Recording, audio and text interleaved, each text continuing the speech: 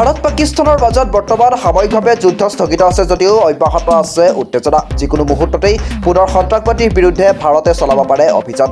সন্ত্ৰাসবাদীয়ে বুৰ দাঙি উঠিলেই দিয়া হ'ব উচিত প্ৰত্যুত্তৰ। কালি প্ৰধানমন্ত্ৰী নৰেন্দ্ৰ মোদীয়ে এই কথা স্পষ্ট কৰি দিয়াৰ পাছতেই অধিক সাৱধানতা অৱলম্বন কৰিছে শিৱসাগৰ জিলা প্ৰশাসনে।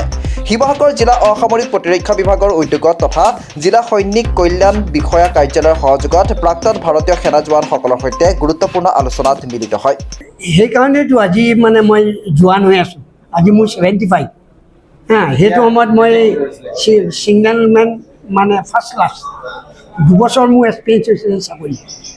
69ত জইন হৈছিলোঁ, এবছৰ ট্ৰেইনিং আৰু 70 জাচিয়াৰ পৰা 10খন জাহাজ আহিছিলে মিছাইল বোট। আমাৰ তেতিয়া সেইবিলাক জাহাজ আছিলে আমাৰ দিনত।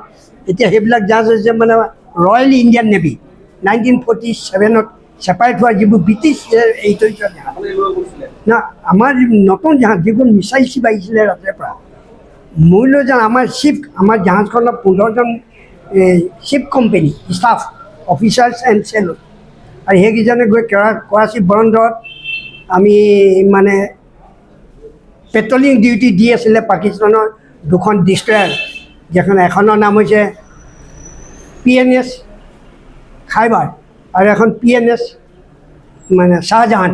2খন বম্ব ব্লাষ্ট কৰিলোঁ থ্ৰ' মিছাইল আৰু আনাদাৰ আমাৰ 4খন গৈছিলে মিছাইল বোট।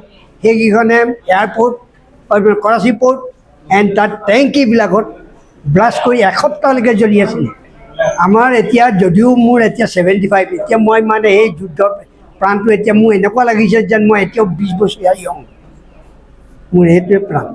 কোনো কাৰণত পুনৰ যুদ্ধ হ'লে ভাৰতৰ ওপৰত আক্ৰমণ চলিলে কিদৰে দেশৰ ভিতৰত প্ৰশাসনে সতৰ্ক হ'ব লাগিব, নাগৰিকসকলক কিদৰে সুৰক্ষা দিব লাগিব, সেইবিলাক বিষয়ে চিভিল ডিফেন্সে আলোচনা কৰিছে প্ৰাক্তন সেনা জোৱানসকলৰ সৈতে।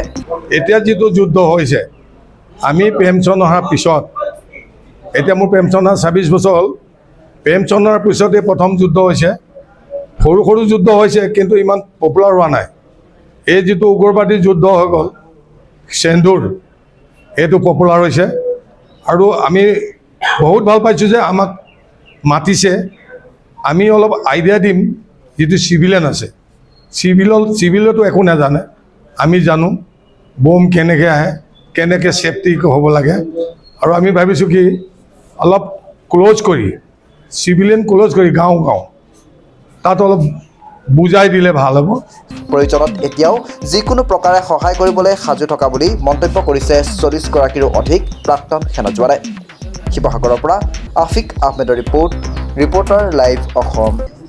আপোনালোকে সকলোৱে জানে যে আমাৰ বৰ্তমান ভাৰতৰ যিটো পৰিস্থিতি চলি আছে, জিঅ'পলিটিকেল যিটো চিনাৰিঅ' চলি আছে, তাৰ ওপৰত ভিত্তি কৰি আমি আচলতে আমাৰ মিনিষ্ট্ৰী অফ হোম এফেয়াৰ্ছৰ আৰু আমাৰ ডাইৰেক্টৰ জেনেৰেল ছাৰ আজিপি ছাৰৰ নিৰ্দেশ মৰ্মে আমি সৈনিক বৰ্ডৰ লগত যিটো যোগাযোগ কৰিছিলোঁ, সেই মৰ্মে আজি আমাৰ যিসকল ৰিটায়াৰ্ড যিখিনি সৈনিক আছিলে তেখেতসকলৰ আমাক যথেষ্ট সংখ্যক আমাৰ ওচৰত যোগাযোগ কৰিছে, আহিছে।